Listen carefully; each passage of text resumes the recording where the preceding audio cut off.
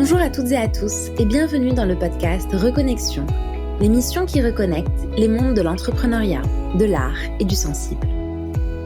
Je m'appelle Dounia Zelou et j'accompagne des transformations humaines et organisationnelles conscientes qui contribuent à l'émergence d'un monde plus durable et heureux. L'intention du podcast Reconnexion est de permettre à la nouvelle génération d'entrepreneurs, de changemakers, d'artistes et de guérisseurs de trouver leur juste place grâce à l'ouverture de nouveaux flux entre les mondes de l'entrepreneuriat, de l'art et du sensible. Pour ce faire, j'ai l'honneur de recevoir tous les vendredis un invité extraordinaire pour un échange multidimensionnel sur la reconnexion à soi, aux autres et à la nature. Merci à vous de nous rejoindre et très belle écoute. Bonjour à toutes et à tous, je suis ravie de vous accueillir pour ce 9e épisode du podcast Reconnexion. Dans cet épisode, intitulé « Suivre la voie du cœur », j'ai l'immense honneur d'accueillir à mon micro Solène Thomas. Solène est fondatrice du mouvement Éclore et œuvre à la diffusion d'une culture humaniste dans les sociétés et la société. Elle a créé, organisé et co-animé avec son collectif plus de 300 événements, ateliers, cabarets, festivals, aussi bien dans des entreprises ou des universités que dans des lieux culturels ou institutionnels. Solène dirige notamment la création de Debout Citoyennes qui donne la parole aux femmes pour assumer leur rôle dans le monde. En tant que chasseuse de tête, Solène Thomas accompagne également des entreprises dans le recrutement de candidats, cadres dirigeants et managers à potentiel. Au-delà de l'approche traditionnelle, elle est reconnue comme experte dans la féminisation des gouvernances, la détection des profils atypiques et la construction de profils autour des pratiques innovantes et des métiers émergents. Par son engagement dans l'entreprise et la société civile, elle interpelle régulièrement les réseaux sociaux, ce qui lui a valu d'être dans le top 3 des influences B2B LinkedIn. Et si ce n'est pas déjà fait, je vous invite à regarder son TEDx sur les réseaux sociaux. Solène, merci à toi d'être parmi nous aujourd'hui et bienvenue dans ce podcast. Merci Dounia. Comment vas-tu en ce jour ? Je me sens très bien, je ressens beaucoup de joie, beaucoup d'énergie aujourd'hui. Une énergie printanière, même si nous ne sommes pas encore au printemps. Merci pour ce partage. On le prépare, je pense, n'est-ce pas ? Oui, on Alors, sent qu'en tout cas, il y a beaucoup d'énergie nouvelle qui arrive. exactement. Quel est ton ressenti par rapport à ces énergies nouvelles qui arrivent et comment elles vont impacter notre monde ? Mmh, je sens que beaucoup de personnes se transforment profondément, radicalement, ont changé de cadre de référence intérieur, qu'en revanche, la société n'a pas changé de cadre de référence. Et Mmh. donc je ressens 2 énergies qui se côtoient, qui cohabitent, un peu, à côté, entre ce vieux monde avec, ses rapports de force, ses rapports de domination, un peu à la Poutine, qui Mmh. fait l'actualité ces derniers jours. Et puis à côté de cela, des personnes sensibles, des créatifs culturels, des entrepreneurs du nouveau monde, des artistes, des freelances ou des salariés qui cherchent plus de sens, qui forment une communauté, porteuse d'une nouvelle humanité, d'une nouvelle conscience de soi, de l'autre. Voilà, donc je sens que ce n'est pas encore alchimisé, que ces énergies nouvelles n'ont pas fait basculer le vieux monde, mais qu'elles sont très présentes, qu'elles s'alimentent, qu'elles se relient, qu'elles agissent en souterrain pour l'instant. Mmh. Je partage ton ressenti et ta vision des choses. Le changement est en train de s'opérer. Ouais. Mmh. Une citation, je crois qu'elle est japonaise, qui dit: «On entend l'arbre qu'on abat et pas la forêt qui pousse». Et la Mmh. forêt pousse fort. La forêt pousse fort, en effet. Et pour ceux qui sont ces entrepreneurs du nouveau monde, qui sont dans cette nouvelle conscience, c'est aussi important de se relier à des personnes qui sont dans cette même dynamique et c'est ce que tu as contribué aussi à rassembler à travers le mouvement Éclore que tu as fondé. Est-ce que tu peux nous en parler un petit peu plus? Mmh. Oui. J'étais en quête de sens, je me sentais seule dans ma sensibilité et un peu décalée par rapport à ma vie professionnelle où j'ai passé 15 ans dans un grand cabinet de chasse de tête et j'ai décidé d'initier Éclore pour, me relier à des âmes sensibles comme moi qui souhaitaient, chercher du sens et plus encore en donner du sens, à des collectifs et donc j'ai pu par les réseaux sociaux entrer en résonance avec, des dizaines, des centaines, voire des milliers de personnes si on prend nos membres, avec lesquels je me sens vraiment en phase. Vraiment le mot c'est la résonance. Donc Mmh. ça s'est fait naturellement par des prises de parole numériques et puis on s'est reliés dans la vraie vie, dans la vie physique pour créer ensemble, des événements, pour porter des réflexions de société. Au départ, c'était, plus psychologique, hein, plus du coaching et de la psychologie et puis au fil des ans, c'est devenu plus sociétal, plus politique, en prenant conscience qu'il suffisait pas de se changer soi, il faut aussi, sûrement, changer notre cadre sociétal, donc à la fois une transformation de soi, mais aussi une transformation de la société et les 2 sont intimement chevêtrés. Mmh. Voilà, donc c'est des espaces que je me suis créés d'abord parce que j'avais besoin de me relier à des personnes, comme moi, sensibles, désireuses de contribuer à un monde plus juste et puis peu à peu, ben, on se retrouve à être de plus en plus nombreux et c'est une très jolie aventure. Mmh. Et la force du collectif permet d'arriver en effet à plus avoir plus d'importance et plus d'impact quelque part. Ouais, seul on va plus vite, ensemble on va plus loin et il y a eu un vrai basculement, entre les premières années où j'étais, presque un peu gourou, donc je pratiquais beaucoup la méditation, je transmettais et j'étais un peu sur un piédestal, presque involontairement, hein, mais et puis, au fil des années, on allait sur des logiques plus horizontales, j'ai appris à mieux me positionner dans le groupe. J'ai beaucoup appris grâce aux autres et aujourd'hui, on est un collectif qui fonctionne vraiment très bien, de manière permacole avec, je suis effectivement plutôt une figure de leadership du mouvement, mais il y a d'autres leaders, d'autres référents, c'est tournant en fonction des projets. Donc ça, c'était un très bel apprentissage. Arriver à être soi dans un collectif, ça a été, l'un des plus grands apprentissages pour moi chez Éclore. Merci pour ce partage. En octobre 2016, premier festival d'Éclore, plus de 1 500 personnes, des entrepreneurs, des dirigeants, des managers autour des défis humains que vous avez rassemblés collectivement. Comment en êtes-vous arrivés là, ensemble? Mmh. J'y suis arrivée en suivant mon cœur. Au départ, j'avais envie d'organiser un petit événement, un hackathon, c'était la mode Mmh. et j'avais rencontré une coach vocale, qui était un peu chamane, à qui j'ai partagé mon rêve d'éclore et puis les petits pas qui étaient notamment l'organisation d'événements et elle m'a recommandé de rencontrer, Riyad Salem qui est devenu un mentor, qui est, une force motrice du mouvement et Riyad est habitué à faire des très gros événements, jusqu'à 10 000 personnes, dans des lieux très symboliques. Il faisait un événement, le Défestival sur Champ de Mars, qui était très important et quand j'ai rencontré Riyad, que j'ai partagé à la fois mon rêve de société, un monde, riche de toutes nos diversités humaines et les actions que j'envisageais d'entreprendre. Il m'a dit: «Solène, si vraiment tu veux que ton rêve advienne, il faut que tu ailles chercher des événements à impact, des événements plus importants avec plus de monde. Il faut qu'il y ait au moins 1 000 personnes sur le premier événement». Mmh. Moi, j'étais un peu perplexe, à l'idée d'organiser un événement aussi important. Je suis pas aguerrie au départ à la chose événementielle et c'est aussi un métier.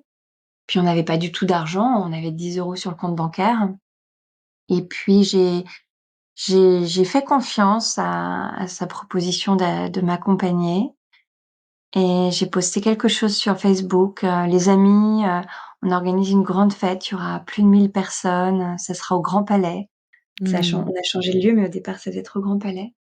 «Ce sera au Grand Palais, j'ai besoin de vous, venez m'aider» et puis je me suis retrouvée avec 80 amis qui ont répondu présent, que j'ai rassemblés. Je les ai fait méditer J'ai partagé mon rêve, j'ai partagé ma vision avec mon cœur et puis, ils se sont organisés.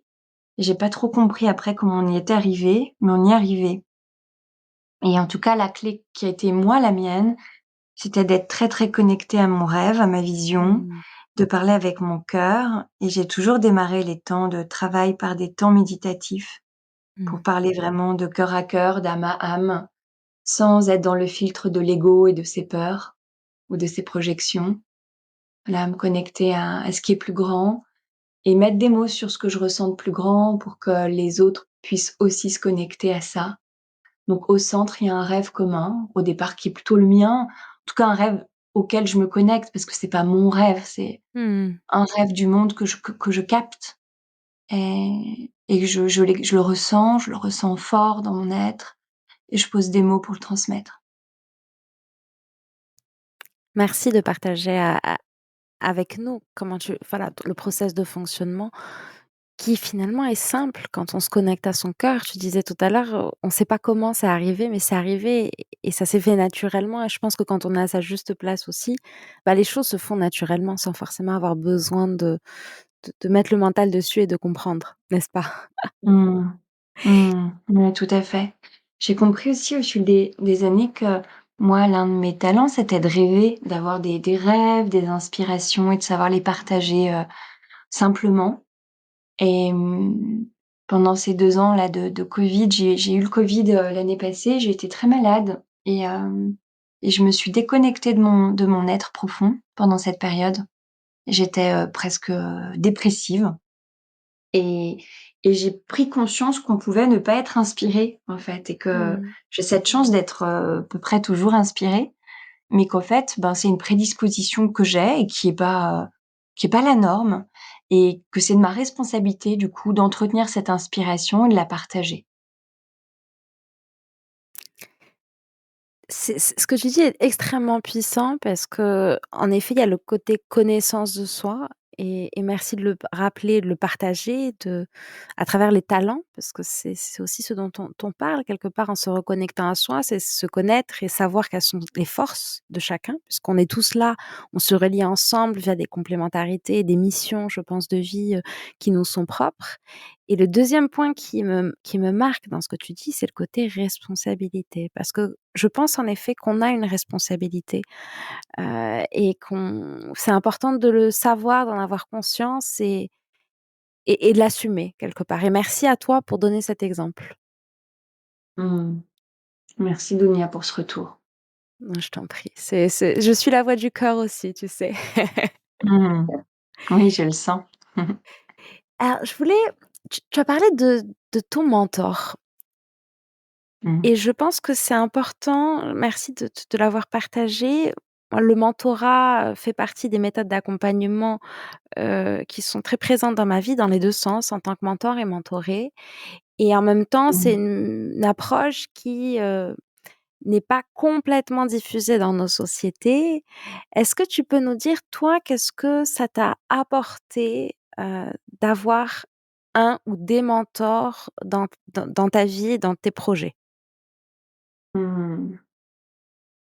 Effectivement, il y en a eu plusieurs. Hem, le propre des mentors que j'ai rencontrés, c'est qu'ils n'ont pas cherché à me changer, ils m'ont aidée à devenir qui je suis vraiment.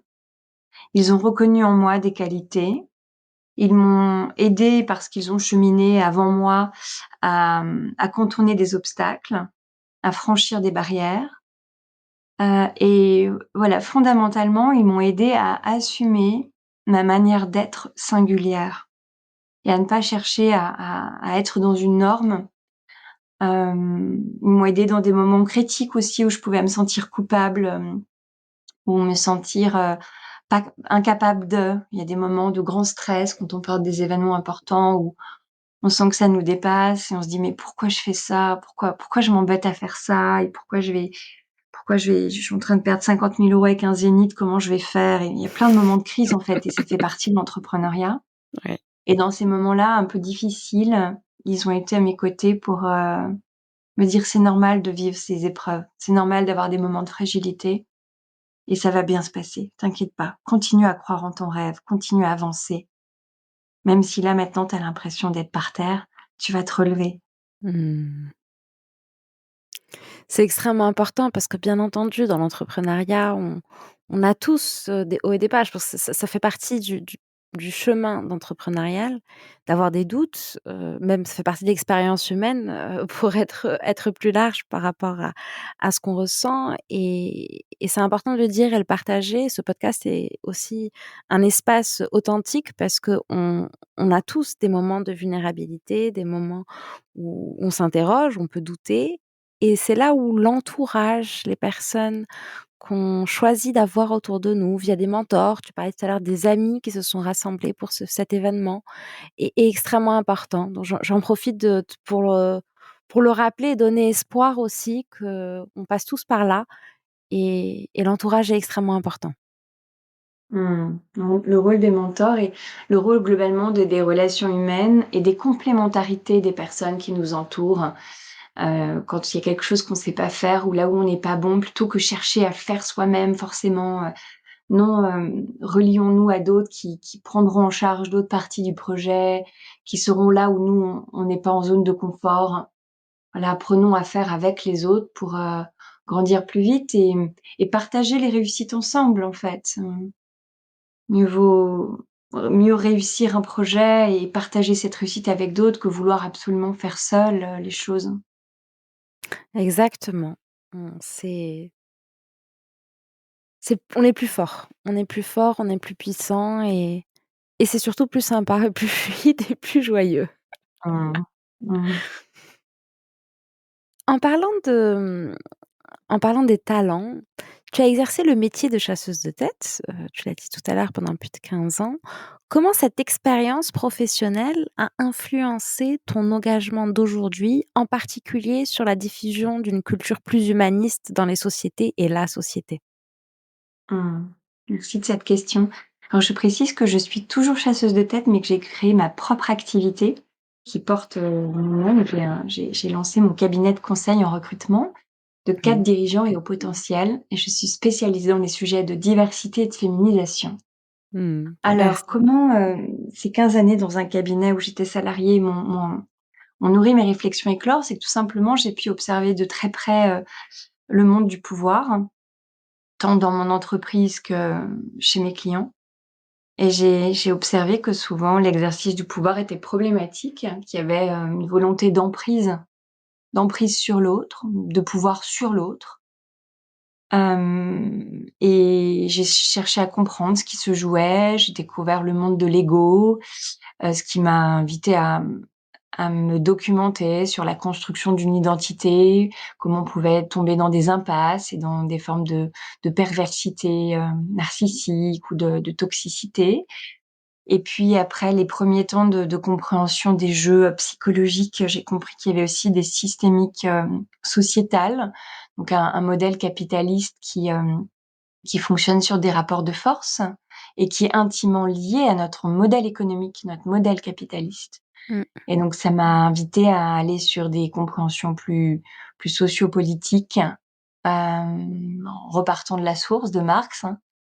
Mmh. Voilà, donc c'est vraiment ce que j'observais dans mon travail et tous les dysfonctionnements, que je pouvais voir, qui m'ont chaque fois, invitée à chercher à comprendre pourquoi c'était comme ça, pourquoi ça fonctionnait mal et qu'est-ce qu'on pouvait faire pour que ça fonctionne mieux.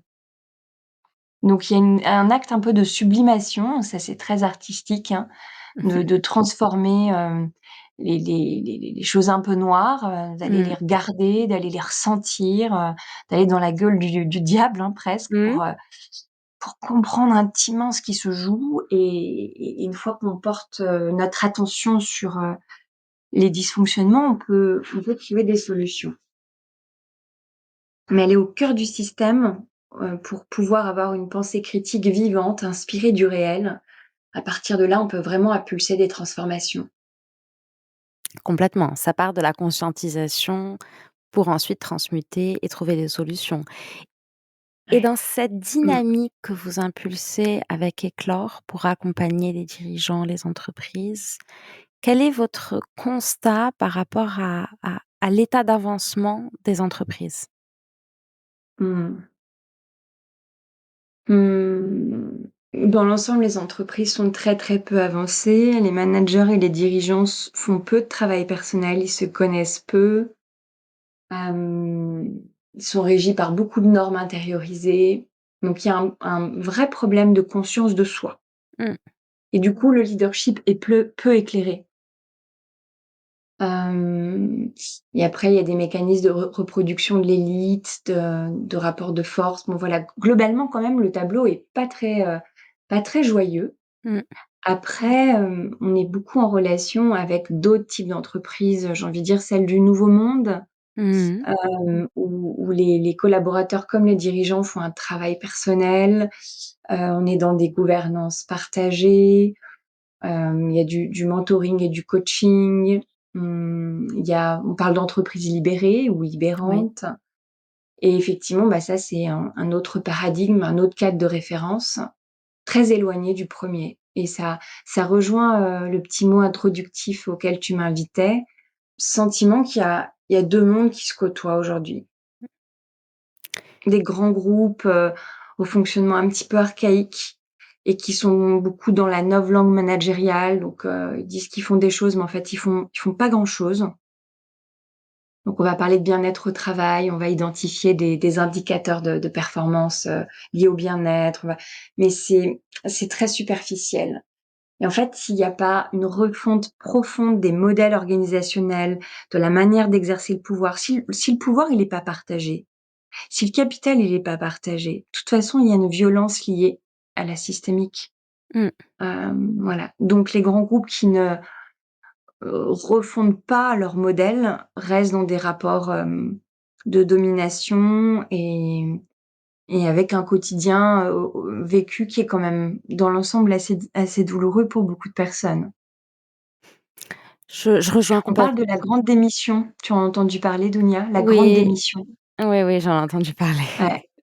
Ouais, des entreprises là du CAC 40 qui ont je vais pas en citer, mais il y en a une qui a perdu, 1/4 de ses Mmh. consultants. J'ai vu. C'est énorme. En 1/4 l'année passée, hein, en 2021. Ouais, j'ai vu la grande démission. C'est, Mmh. c'est un vrai sujet. Alors moi, voilà, ayant aussi eu cette approche, et l'ayant encore, hein, de holistique au niveau d'un changement de l'accompagnement et des transformations des organisations, je te rejoins sur ton analyse et la coexistence de ces 2 façons de collaborer et en même temps, je pense qu'on est justement dans une phase, clé, pour redéfinir, ce monde, ces modes organisationnels et comment Mmh. les entreprises, Mmh. vont évoluer, vont converger parce que de toute façon, il y a une nécessité et la grande démission que tu cites ici, en a un parfait exemple. À un moment, même celles, à mon sens, qui ne souhaitent pas, parce que c'est pas toujours très confortable, en effet, de partir de soi, ça soulève aussi d'autres choses et c'est très personnel, en termes de relation à soi et de vouloir faire face à ces zones d'ombre quelque part, pour les transmuter en lumière et et en effet, je pense on est dans une période, clé, concernant ces sujets. Ouais. J'aimerais parler d'un levier d'action qui est Mmh. sous-évalué, c'est la prise de parole des personnes au travail. C'est le fait de ne pas se taire, de ne pas consentir à l'injustice, de dire ce qui ne fonctionne pas, hem, sans nécessairement dénoncer, directement. Enfin, idéalement, on dénonce directement. Mais des fois, c'est pas possible parce qu'on est pris dans des systèmes qui sont complexes. Par contre, moi, j'ai appris à le faire, via les réseaux sociaux. Vraiment, chaque fois que quelque chose ne me convenait pas, éthiquement, humainement, ou même d'ailleurs quand ça me convenait au contraire très bien et qu'il y avait quelque chose à célébrer, j'ai pris l'habitude d'utiliser LinkedIn et de faire des petits posts pour relater ce que je voyais. Souvent en anonymisant, en transformant des noms, enfin voilà, en faisant attention de pas personnaliser, de pas attaquer une organisation ou une personne directement. Mais de faire ce qu'on appelle de la philosophie pratique. Dire voilà, bah, quand j'observe ça, moi ça me questionne sur nos modèles de management, sur le rapport au pouvoir et hem et en fait, c'est en faisant ça, alors d'abord c'est grâce à mes posts que la communauté s'est, agglomérée. Mais Mmh. ensuite, ça m'a beaucoup soutenue dans mon propre chemin d'émancipation, hem, dans mon ancien cabinet. Je me souviens notamment que ce qui m'a fait partir, c'est qu'on m'a obligée à faire des missions qui étaient pas juste que je fasse, que je prenne, et on a fini par me dire: «De toute façon, tu prends ou je te vire». Et la méthode, en fait, me convient pas. Enfin, on ne parle pas Mmh. comme ça. On n'a pas à être dans ces rapports de domination. Et c'était foncièrement pas juste que je fasse ces missions-là pour plein de bonnes raisons, peu importe lesquelles ici, mais c'était pas juste. J'étais vraiment dans ma souveraineté, et donc j'ai dit non avec beaucoup d'amour. Et le fait de me sentir soutenue par une communauté sur les réseaux sociaux et dans la vraie vie, ça m'a donné une grande force, et je me disais: «Ben, effectivement, peut-être que ce dirigeant, il a ses problèmes d'ego, et puis c'est lui le chef, en effet, mais moi, j'ai 60 000 followers sur LinkedIn, et donc j'ai un contre-pouvoir», tu vois? Et Mmh. savoir qu'il y avait un contre-pouvoir par l'influence, en fait, par la propagation d'idées, d'anecdotes sur les réseaux, c'est vraiment très soutenant. On est plus seul face à la tyrannie ou à l'injustice. On est porté par une communauté.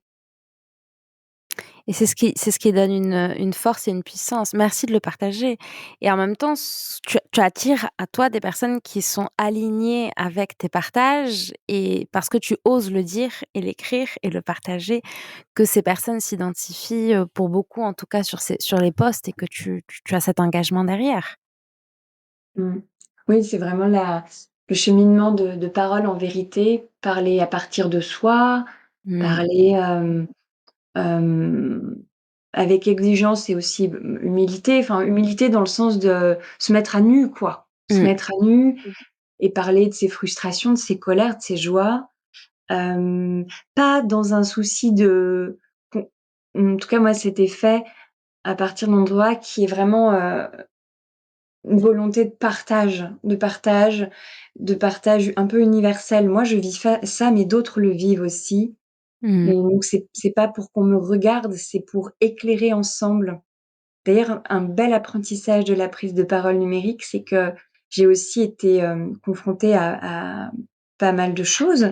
Alors notamment des choses pas drôles, des insultes, du harcèlement, numérique, donc ça, c'est pas drôle, mais ça fait grandir, et ça m'a appris à dire non et à pas laisser, les choses se gangréner. C'est-à-dire quand je sens qu'il y a des personnes malsaines qui répondent, je réponds, quoi, et je les éjecte, je les sors. Donc ça m'a appris à dire non de manière catégorique à ce qui n'est pas un esprit constructif. Mais ça m'a aussi appris à voir les choses avec de nouvelles perspectives, parce que quand on pose des questions très ouvertes et qu'on a beaucoup de commentaires, et ben, il y a plein de gens qui viennent, qui sont venus m'éclairer, qui sont venus m'apporter, d'autres éléments de réponse, d'autres questions, d'autres références, et ça a été vraiment, un très, très bel apprentissage de la pensée critique, collective. Comment au départ, moi j'ai cette réflexion-là, puis l'autre vient compléter, vient nuancer, vient quelquefois me contredire avec un esprit, constructif, et donc ma pensée a vraiment pu s'élaborer avec celle des autres. Ouais, j'ai beaucoup de reconnaissance pour ce chemin.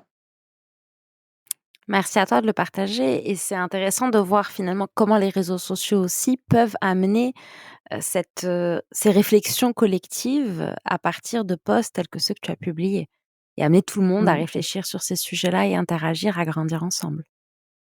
C'est tellement puissant, les réseaux sociaux sont tellement puissants pour propager de nouvelles idées, de nouvelles, Mmh. pratiques, de nouveaux cadres de référence, à condition d'apprendre à les utiliser et de ne pas être utilisé par eux. Donc de les utiliser en conscience, d'apprendre à émettre autant qu'à recevoir les informations, Mmh. et apprendre à construire une pensée, à l'écrit aussi. Enfin, il y a des choses qui, ouais, qui sont pas innées, qui s'apprennent, et il y aurait besoin de formation en prise de parole numérique. On en a fait quelques-unes d'ailleurs avec Éclore, mais c'est un vrai apprentissage, et je le vois chez moi, j'ai eu un long chemin d'apprentissage qui n'est évidemment pas fini. J'ai dû apprendre à écrire en langage, facile à lire et à écrire, qui est une norme, européenne. Mmh. Il y a un petit manifeste qu'on trouve sur internet, facile à lire et à écrire, qui explique comment, partager des informations de manière simple, claire, intelligible, que tout le monde y ait accès, notamment les déficients mentaux. Et je me suis D'accord. inspirée de cette méthode pour apprendre à simplifier mes propos, à pas tomber dans des choses trop intellectuelles, qui étaient l'un de mes travers avant, pour simplifier un verbe, un sujet, un complément, des choses simples. Et ça m'a beaucoup aidé cette méthode. Ah bah, merci pour le partage. Ça m'intéresse à titre personnel, j'irai regarder. Et pour revenir à ce que tu as créé, on a parlé d'Éclore et tu as également été à l'initiative du mouvement Debout citoyenne que tu diriges, un mouvement qui a rassemblé 5 000 personnes au Zénith à Paris Alors, 2 fois moins. Il devait y en avoir oh, 5 000, mais c'était 2 semaines avant le premier confinement et donc on a eu 2 fois moins de personnes. Mais on était 2 500, mais pas 5 000. 2000 c'était voilà, une cible à 5 000. Bon, le confinement Mmh. est arrivé. Merci pour la correction. Donc c'était aux 2 500 personnes, au Zénith à Paris en mars 2020. Ouais, c'est ça. Alors là, c'était le rêve de faire émerger, des espaces de sororité, donc de vrais liens de sœurs. Et en fait, j'ai la chance, par mes activités professionnelles et associatives, d'être en relation avec beaucoup de femmes qui exercent des responsabilités et qui sont très, très différentes, dans la sphère économique, politique, culturelle, des patronnes, des infirmières, des ministres, des chamanes, voilà, un peu pêle-mêle. Et j'ai eu envie de rassembler mes sœurs, en fait, mes sœurs en humanité. Et le gros du projet a été de les réunir les jeudis soirs par paquet de 15 et de faire rencontrer de manière improbable ces femmes si différentes. Et on les a fait méditer, faire vivre des expériences en pleine conscience. On a dansé, on a chanté, voilà, on a tissé ensemble ce réseau. Et le Zénith, c'était finalement un moment d'émergence, un moment de manifestation de cette communauté des 100 femmes. Elles étaient 100 femmes. Le mojo, c'était 100 femmes sur la scène parce que ça change des scènes sans femmes. J'aime beaucoup. Et donc le Zénith, c'était finalement un moment clé du processus, mais qui était qu'un moment clé. D'ailleurs, le projet, c'était pas d'organiser le Zénith. Le projet, c'était de faire ce tissage avec les femmes. Et c'était très fort ce Zénith. Je pense qu'on l'a senti sur la scène, il y avait une énergie particulière parce qu'il y avait beaucoup de conscience et beaucoup de liens. Mmh. Beaucoup d'amitiés ont été créées, certaines femmes portent des projets ensemble aujourd'hui et d'autres n'ont pas voulu venir sur la scène du Zénith parce qu'elles voulaient pas partager la scène avec, telle autre femme qui n'a pas les mêmes opinions, politiques ou Mmh. religieuses. Ça a Mmh. été aussi une réalité. C'était aussi, mmh petit échec, c'est que toutes les femmes n'ont pas participé. Ça fait partie du chemin et de l'apprentissage. J'aime beaucoup quand tu parles de tissage.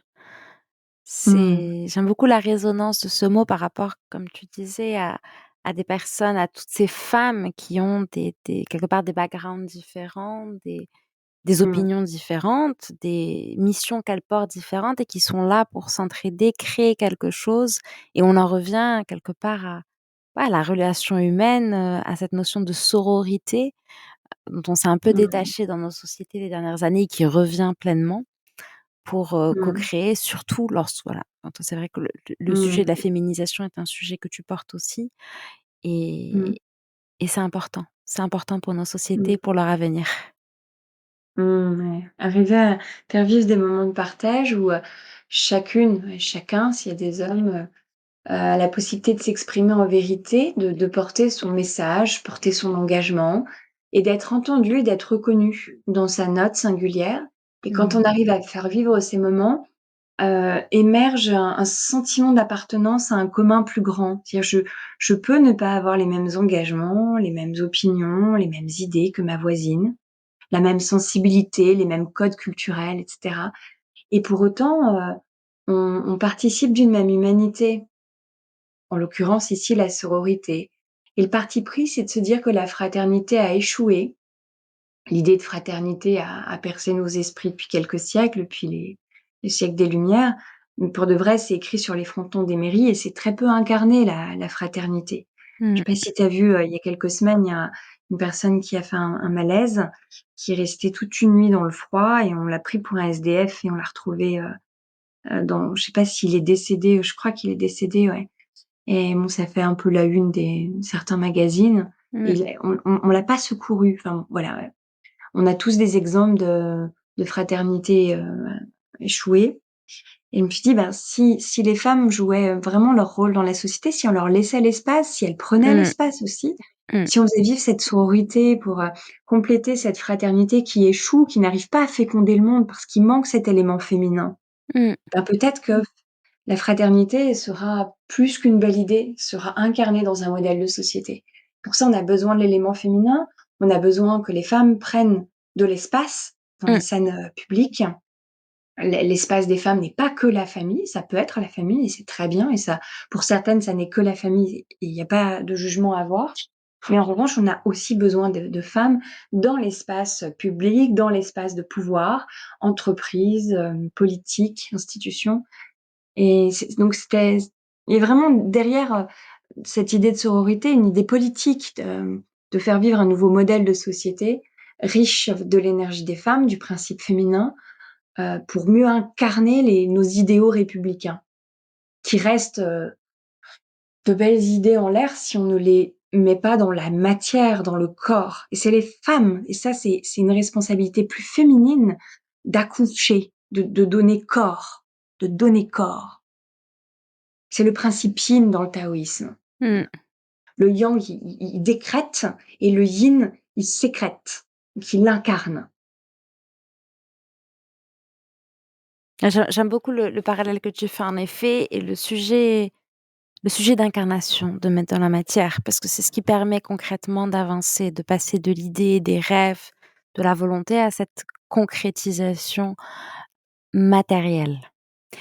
Ouais. Qu'est-ce qui, toi, dans ton chemin, t'a permis de d'écouter ta voix, d'écouter tes rêves et d'incarner dans ton quotidien matériel ce en quoi tu rêvais, en quoi tu croyais et de suivre la voix de ton cœur concrètement et qui, Mmh. tu penses, pourrait partager pour aider d'autres personnes qui sont sur ce chemin? Mmh. D'abord, j'aimerais dire que ça a été très difficile pour moi. Ça s'est fait dans la douleur, dans les épreuves. C'était un sacré chemin parce que je suis quand même très perchée au départ, hein. Je suis beaucoup dans les idées, beaucoup dans l'intériorité. Donc aller dans la matière, ça a été un sacré chemin. Qu'est-ce qui fait que je fais ce chemin, que je suis encore en train de cheminer là-dessus, sur cette voie? C'est, le désir profond de vivre pleinement ma vie, de pas passer à côté de ma vie, de pas laisser les années passer. C'est Mmh. presque, égoïste, hein, c'est, Mmh. une envie de me réaliser, une envie de m'accomplir, une envie de trouver ma vocation et de l'embrasser. Voilà, c'est un désir de réalisation de soi, de moi en l'occurrence. Après, donc ça m'a donné mmh, ça a donné de la persévérance en fait. Ça m'a donné un côté combattante. Voilà, je sais que ça va être difficile, mais je veux me réaliser. Je veux pas passer à côté de ma vie. Je Mmh. veux me réaliser. Et puis après, ce qui m'a beaucoup accompagnée, c'est le fait de rencontrer très régulièrement des univers très, très éloignés de ceux qui me sont naturels. Par exemple, la chasse de tête. La chasse de tête, c'est un environnement barbare, masculin, violent, cupide, matérialiste, cupide et c'est vraiment très éloigné du monde dans lequel, j'ai grandi et d'où je viens, une famille d'instit artistes, moi j'ai toujours beaucoup aimé l'art, j'ai fait de la philo à côté d'une école de commerce. J'avais une propension naturelle plutôt à aller dans l'art ou dans la philo et je suis plutôt désintéressée par la matière.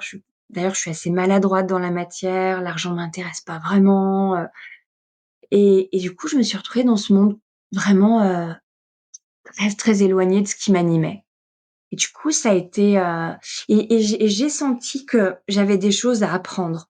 Et ils avaient pas tout faux, j'avais des choses à apprendre d'eux. Mmh. Et du coup, en fait, ceux qui m'ont ceux qui ont été mes bourreaux, mes adversaires ont été mes plus grands maîtres. Mmh. C'était des années difficiles, il y a eu du harcèlement, des relations toxiques, énormément de travail, enfin vraiment il y a eu des épreuves, mais j'avais besoin, moi, petit être un peu, papillon, j'avais besoin de me coller, me confronter à ça, quoi. Et je le savais en fait, mon être intime savait qu'il avait besoin de ces épreuves pour se révéler et donc j'ai tenu bon. Bravo à toi d'avoir tenu bon et merci de le partager parce que je pense qu'on est beaucoup à passer quelque part par ces moments difficiles qui permettent de libérer l'ancien, de nous apprendre, voilà, de nous permettre d'avoir les apprentissages et les leçons, les enseignements dont on a besoin sur nos chemins pour avancer différemment, pour se transformer. On parle beaucoup de transformation depuis le début de cet épisode et c'est ça, c'est se transformer soi pour ensuite pouvoir, Ouais. transformer dans la Mmh. matière, dans le monde extérieur. Soyez le Mmh. changement que vous voulez voir dans le monde, hein. On est un petit peu sur ces Mmh. Mmh. sujets-là. Donc merci à toi de le dire parce que c'est vrai que c'est pas toujours tout beau, tout rose et que c'est important Mmh. de le partager, en toute transparence Mmh. et ce podcast est aussi là pour ça. Mmh. Super.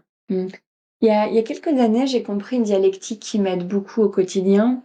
C'est tout ce que je refuse, tout ce que je critique, tout ce qui me met en tension, parle à un endroit de quelque chose que je dois éclairer en moi. Du coup, quand une personne ou un projet ou un collectif vient me gratter quoi, ou un univers, un secteur, que sais-je encore, ça vient me gratter, ça me met en colère, ça me met en tension, ça peut créer du rejet ou de la jalousie ou que sais-je, en tout cas une émotion, plutôt, plutôt basse. Et bien du coup, j'y vais quoi. Je vais à la rencontre parce que ça a quelque chose à m'apporter. Mmh. Ça, c'est devenu un peu un réflexe. «Ah tiens, j'aime qu'est-ce qu'il fait lui? J'aime pas ce qu'il est, j'aime pas ce qu'il dégage. Et ben, je vais aller voir en fait». Et d'abord, souvent, j'ai des belles surprises parce qu'il y a beaucoup de biais, de projections qui sont erronées, d'illusions. Mmh. Et puis des fois, ça vient éclairer, tu vois, par exemple, je te donnais l'exemple du rapport à l'argent, à la cupidité. J'ai toujours, j'ai plutôt désintéressée de l'argent, en fait. C'était pas un sujet pour moi. Bon, d'abord, j'ai eu la chance d'avoir un certain confort matériel enfant. J'ai jamais manqué et puis du coup, ça a jamais, nourri, des une ambition, en fait, de gagner de l'argent ou de et puis, il se trouve que j'ai fait un métier où j'ai gagné de l'argent. J'ai très bien gagné ma vie dans mon métier, en tant que salariée. Puis aujourd'hui, faut que je me reconstruise en tant qu'indépendante, mais j'ai eu des années, économiquement très très heureuses et en fait, ça m'a permis de changer mon rapport à l'argent et de me dire: «Mais non, mais c'est aussi parce que je gagne de l'argent que je peux en donner, que je Mmh. peux être désintéressée» et grâce au salaire qui fut le mien pendant des années, ben, j'ai pu payer beaucoup de choses dans Éclore. J'ai beaucoup donné à l'association. Mmh. Hem, j'ai pu faire un zénith, on a fait un zénith il y a 2 ans. On s'est dit: «Bon, le zénith, 5 000 personnes, 20 € par personne, 100 000 €, c'est bon, c'est le budget du zénith». Finalement, pas de bol, on se retrouve, à 2 500 et pas à 5 000. Ouais. Bon, bah, tu as un trou dans la raquette de 50 000 €. Mmh. Bon, bah, comment tu fais? Du coup, tu vois, bah, je sais maintenant, aujourd'hui, je sais aller chercher de l'argent et et et et du coup, j'ai transformé ma croyance. L'argent, ça permet de faire, en fait. C'est pas tant posséder de l'argent pour le posséder, c'est avoir de l'argent pour porter des projets et je suis plus dans le refus, du monde de l'argent tel que je pouvais l'être ou sans être dans le refus, j'avais une forme de neutralité. Ben non, aujourd'hui, j'ai conscience que l'argent, ça donne du pouvoir et notamment du pouvoir d'agir. Mmh. Complètement, complètement. Merci à toi pour ce partage parce que c'est un certain niveau de conscience, en fait, qui est amené à être atteint dans le savoir pourquoi l'argent, qu'est-ce que je vais en faire et le faire circuler pour permettre de grandir, d'investir. C'est vrai que ça change son rapport, à l'argent qui est associé au pouvoir. Clairement, clairement. C'est un sujet très important parce que c'est vrai que la place que l'argent a pris dans nos sociétés, rappelons que l'argent a été créé comme un moyen de mesurer des biens, entre eux et au fil des années du système capitaliste aussi, l'argent a pris une autre place et aujourd'hui dans ce nouveau monde, on parle aussi de capitalisme conscient dans certains modèles économiques, l'argent prend une autre place comme retour, comme énergie de retour en réception par rapport à une mission qu'on sert plutôt que comme objectif premier, Mmh. de ce qu'on sert. Et comment on inverse les polarités, comment, l'argent redevient un moyen et on part de la vision, de la mission, de la raison d'être et non pas, de l'objectif, de la le de l'organisation économique qui est, d'être rentable. Ça, OK, c'est l'objectif, mais la vision, c'est quoi? Et on va vers, enfin, il y a cette tendance nouvelle, hein, la loi Pacte, Oui, qui inscrit dans les statuts la raison d'être de l'entreprise, qui a donné naissance aux entreprises à mission. Invite globalement les dirigeants à aller vers cette, nouvelle conception de l'entreprise. Mais il y a du chemin. exactement. Il y a du chemin et en même temps, c'est ce qui va permettre, des modèles plus durables et plus sains Mmh. Ouais, dans la vraiment. durée.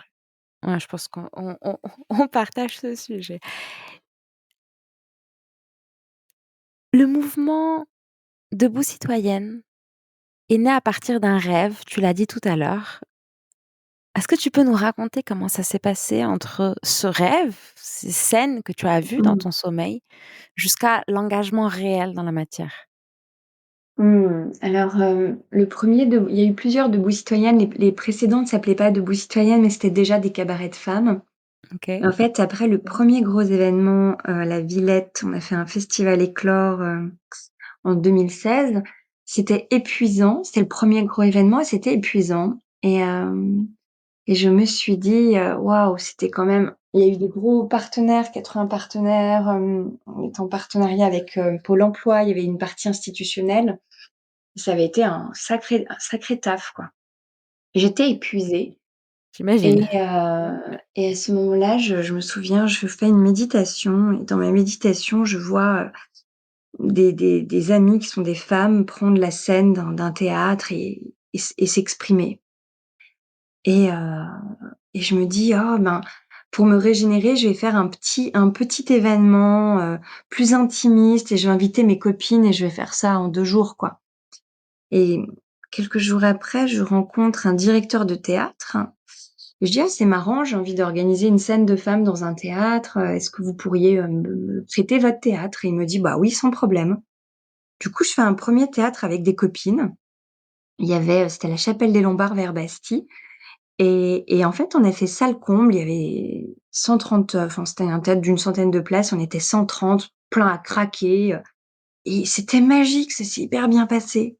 Alors le lendemain, j'appelle, Riyad que j'ai déjà mentionné, l'un de mes mentors. Je dis: «Riyad, qu'est-ce que c'était joyeux, qu'est-ce que c'était simple à faire», et je dis: «C'est fou parce qu'il y avait 10 fois moins de monde qu'à la Villette, mais c'était 10 fois plus facile à organiser». Et il me dit: «Ben, la différence, c'est que là, c'était plus artistique qu'à la Villette. Il y avait pas la dimension, administrative, institutionnelle et tu étais vraiment dans ton talent et ton talent, c'est d'être metteuse en scène, Solène. C'est de Mmh. mettre en scène les autres et de les aider à porter un message au monde». Et je me suis dit: «Il a raison, en fait, j'ai l'âme d'une metteuse en scène». J'adore mettre en valeur des personnes sur une scène et organiser, les choses.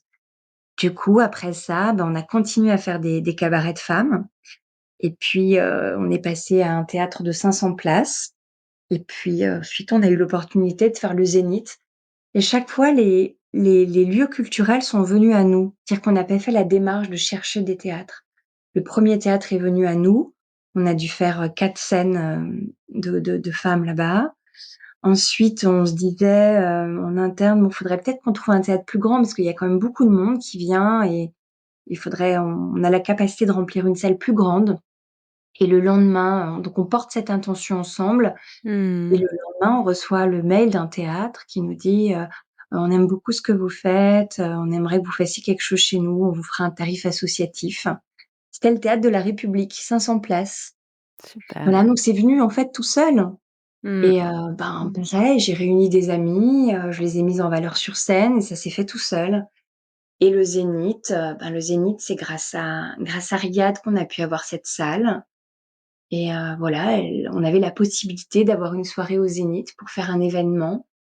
Elle s'est posé la question de quel événement on ferait. On avait un autre concept en tête et puis j'ai hacké le truc à un moment, je me souviens, j'ai déjeuné avec la patronne de la fondation de la SNCF, Marianne Essette, qui fait des choses formidables. Elle me partageait qu'elle avait créé l'Institut du mécénat de compétences en réunissant plein d'entreprises partenaires et que c'est elle qui a fondé ça et que sur la photo avec tous les journalistes, elle s'est pas mise sur la photo. Et donc sur la photo, on voit beaucoup d'hommes dirigeants, très peu de femmes, et puis elle n'est pas sur la photo. Je dis mais Marianne, pourquoi tu n'es pas sur la photo? Elle me dit j'y pensais pas moi. Je dis mais Marianne, c'est toi la fondatrice de l'institut, faut te mettre en valeur quoi. Mmh. Et là je lui dis Marianne, faut que je te mette sur une scène, faut que tu racontes qui tu es et ce que tu as fait. Et là, je me reconnecte avec le Zénith, Riyad qui me parle du Zénith, et je dis, on va faire le prochain Debout Citoyenne au Zénith. Donc, tu vois, c'est vraiment, c'est le vivant, en fait. C'est le Mmh. vivant, les opportunités, les rencontres, et voilà. Et après, après, je sais pas trop comment ça marche. Moi, je sais juste mettre en lien, rêver, partager, et puis ça fonctionne. Parce qu'il y a plein de gens formidables qui ont des qualités que je n'ai pas, qui sont avec moi, et du coup, ensemble, on sait faire ça.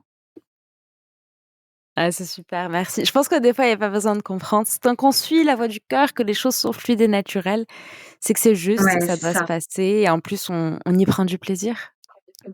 Mmh, ouais.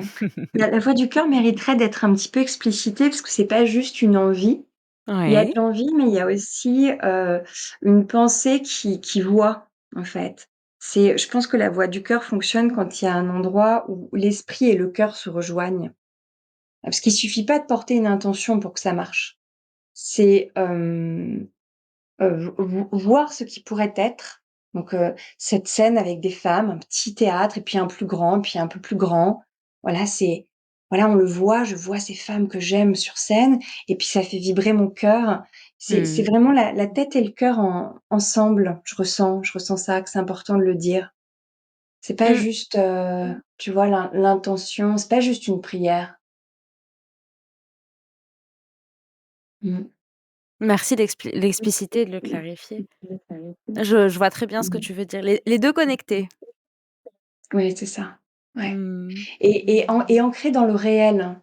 Tu vois, quand je fais la rétrospective de comment les choses se sont organisées, c'est toujours lié à du réel. C'est des modes de fonctionnement d'entreprise qui me conviennent pas, qui me mettent en mouvement, des rencontres Mmh. qui me nourrissent, qui m'inspirent avec des personnes que j'embarque. Hem, Tu vois, ça part beaucoup du réel aussi. Ça part pas d'une idée, désincarnée. Mmh. Ça part pas de je pars pas de la théorie, quoi. C'est: «Ah mince, mais ça marche pas correctement. Non, mais là, le management, il bug, quoi. Mmh. Ah ouais, mais c'est pas juste dans ma boîte, c'est dans toutes les boîtes françaises. Ah non, mais il faut le dire, quoi». Paf et puis tu fais un petit post. Puis le post, il fonctionne, donc tu vas rencontrer tel expert du sujet et tu te dis: «Ah bah, viens, on va créer un événement ensemble». Tu vois? Tout se fait comme ça, en fait. Ouais, je Mais vois je très crois bien. qu'il y a quand même un secret. Il y a quand même un secret et je sais que tu connais Ah! ce secret, Dounia. Ah mais C'est tu vas le l'amour. partager? Ah! C'est l'amour. C'est-à-dire qu'il y a Oui. de l'amour, en fait. C'est porté par l'amour. Non, mais le monde ne peut pas marcher comme ça parce que c'est mortifère, quoi. On est en train de tuer notre humanité. Et c'est mon amour, c'est l'amour pour le monde, en fait, qui s'exprime. Tu vois? Et quand je vais rencontrer une personne et que je vois, par exemple, telle femme qui fait des choses formidables et qui ose pas prendre la lumière. Par exemple, Marianne. Je dis: Mmh. «Mais non, mais tu vois, c'est l'amour qui dit: «Non, mais Marianne, prends la lumière, tu dois porter ton message». Mmh. Voilà, c'est l'amour, en fait, qui s'exprime. Ah, je suis complètement d'accord avec toi. C'est et tu sais, tout à l'heure, tu parlais, un moment d'égoïsme et moi, tu sais, un des grands apprentissages que j'ai eu aussi sur mon chemin, c'est qu'entre l'égoïsme et l'amour de soi, il y a qu'un pas Mmh. et et c'est aussi ça, c'est l'amour de soi, le fait de s'aimer, de suivre ses rêves, ses convictions, de les porter Mmh. et bien évidemment, d'aimer voilà, Mmh. l'amour des autres, l'amour de la nature, de notre environnement, notre humanité.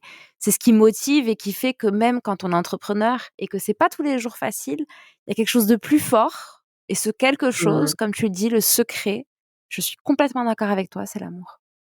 Mmh.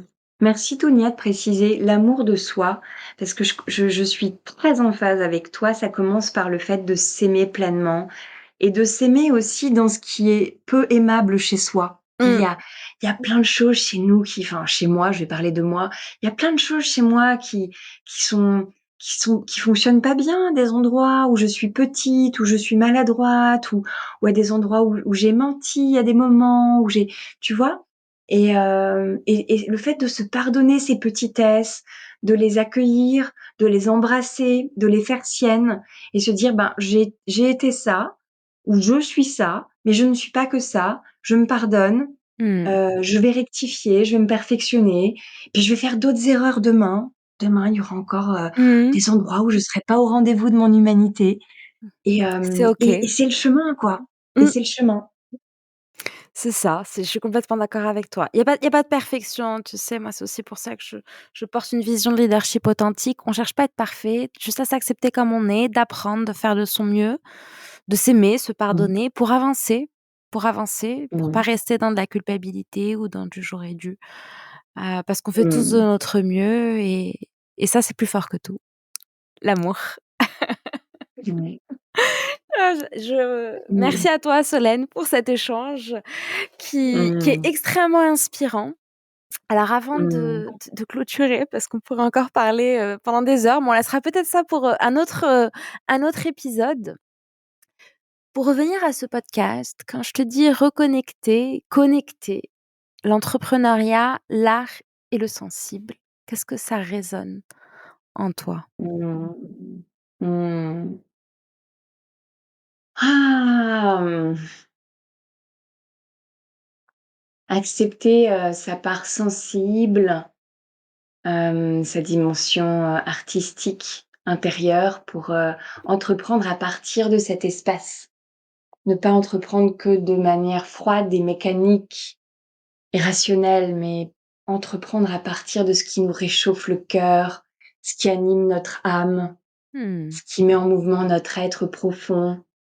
Voilà ce que ça m'inspire, apprendre à entreprendre à partir d'un autre espace insuffisamment exploré par notre humanité, qui a beaucoup exploré le mental, mais peu l'espace d'amour et de sensibilité. Pendant des siècles et des siècles, le sensible était bafoué, dénigré, ridiculisé. On a confondu sensible et sensiblerie, émotion et émotivité. Ce ne Mmh. sont pas les mêmes choses. Et les grands entrepreneurs, ceux qui font les choses avec grandeur, réconcilient en eux la partie rationnelle et sensible de leur être. Donc c'est aussi un vœu et merci de ce vœu que tu portes avec ce podcast et de ces actions, parce que c'est pas que des vœux. Mmh. C'est un vœu que j'ai envie de partager avec toi pour notre société, que nos amis, entrepreneurs et entrepreneuses qui nous écoutent puissent, réconcilier en eux leur partie, cartésienne, rationnelle, logique dont nous avons Mmh. besoin, Bien sûr. leur partie, sensible, qui peut s'émerveiller, qui peut s'étonner du monde. Voilà, les 2 ensemble, comme on marche avec 2 jambes, eh bien, on a 2 cerveaux, on a le cerveau et le ventre d'ailleurs. Il paraît que les émotions sont d'abord liées à l'intelligence entérique, 100 000 Mmh. neurones dans le ventre. Mmh. Voilà, connectons-nous à nos tripes qui, des fois, savent pour nous. Merci infiniment pour ces vœux que je partage pleinement avec toi. Merci beaucoup Solène. Est-ce Merci Donia, bravo à toi pour ce que tu fais. Mmh. Merci beaucoup. Est-ce qu'il y a un dernier mot que tu souhaiterais partager avant de clôturer cet épisode? Aimons-nous les uns les autres. Aimons-nous, aimons-nous. Je pense à l'Ukraine là tout de suite. Ouais. Je suis très, très triste par ce qui se passe et c'est le vieux monde, hein, le vieux monde, Poutine, ce vieux monde qui se manifeste. Donc, puissions-nous, cultiver l'amour, le respect des différences et la liberté de toutes et tous. Merci à toi pour ces paroles d'amour et et merci pour ce partage, authentique et transparent. Mmh. Merci Dounia. À bientôt. À bientôt Solène.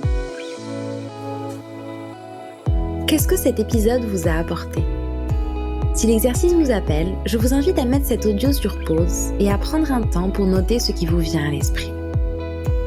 Merci à vous d'avoir écouté le podcast Reconnexion, l'émission qui reconnecte les mondes de l'entrepreneuriat, de l'art et du sensible.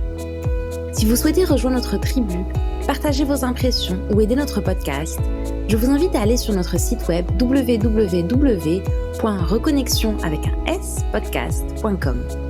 Vous aurez un aperçu des différents moyens que nous proposons pour co-créer ensemble et continuer à faire grandir notre podcast. Si vous pensez que cet épisode peut être utile à quelqu'un autour de vous, n'hésitez pas à en parler et à le partager. Et si vous pensez qu'il vous a été utile d'une manière ou d'une autre, n'oubliez pas de nous laisser une note et un commentaire. Merci encore et rendez-vous au prochain épisode.